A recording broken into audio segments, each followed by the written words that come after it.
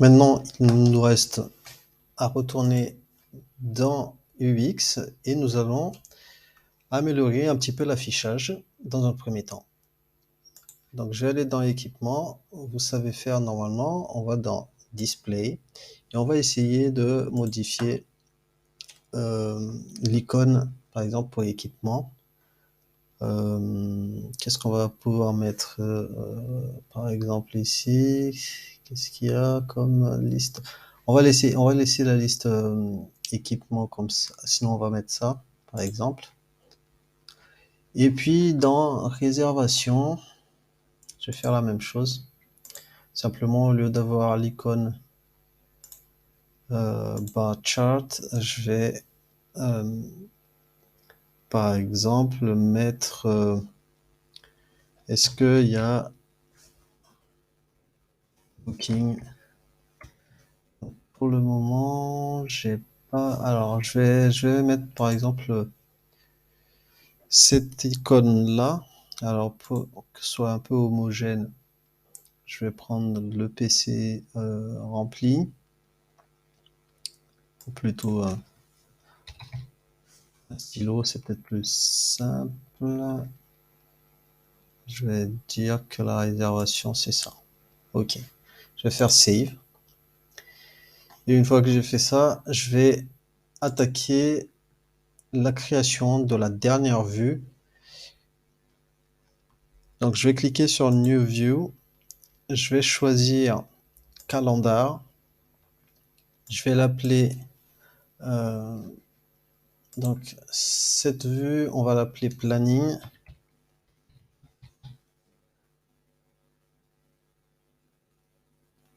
On va bien confirmer que c'est pour la data réservation. Je vais mettre right ici, comme ça on est sûr que c'est bien à droite. Ensuite, on va descendre sur View Options. Dans View Options, ici, il nous demande de choisir la Start Date. Donc, je vais mettre date de début. Start Time, on va rien mettre parce que finalement, on n'a pas une colonne spécifique heure. Si on avait une colonne heure de début, là, on aurait pu choisir heure de début. Là, ce qui nous importe, c'est simplement la date. Dans End Date, on va choisir date de fin. Ensuite, dans Description,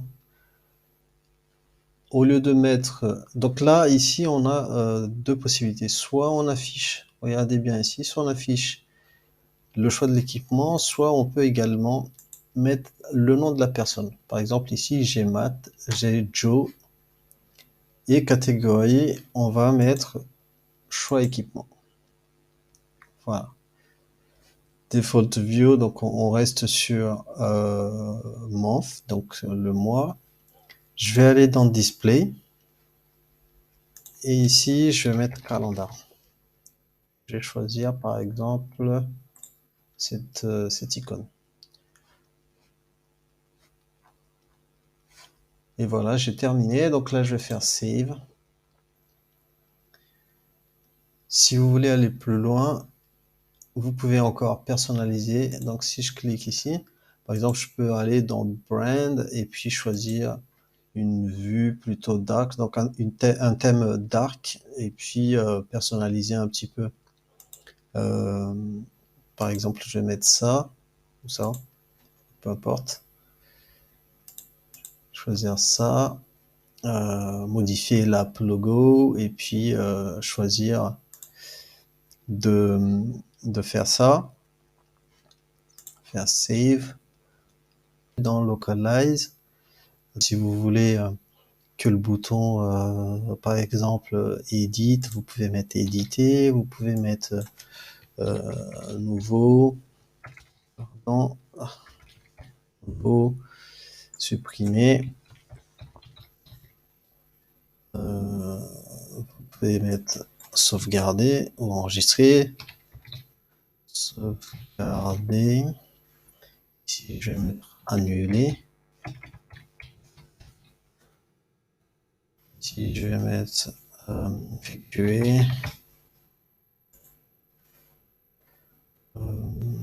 confirmer.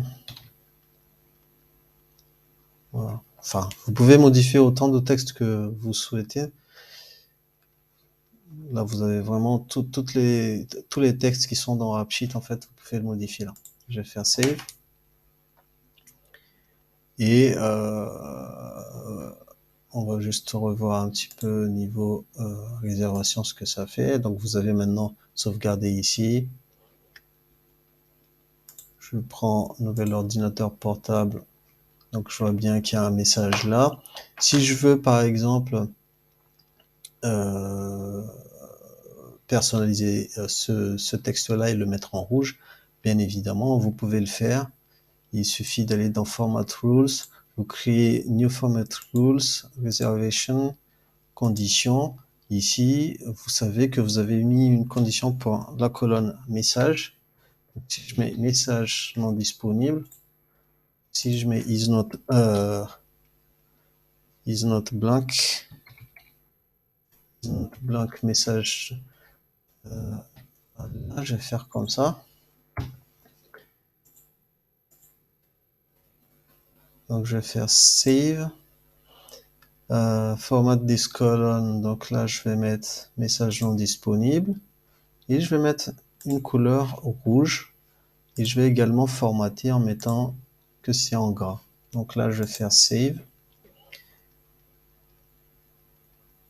et retournons ici et maintenant dès que le matériel n'est pas disponible, on voit que le message il est en gras et en plus il est en rouge. Nous arrivons à la fin de ce deuxième chapitre. Nous allons maintenant passer à un troisième chapitre dans lequel nous allons créer une troisième application. Je vous donne rendez-vous dans la prochaine vidéo. À tout de suite.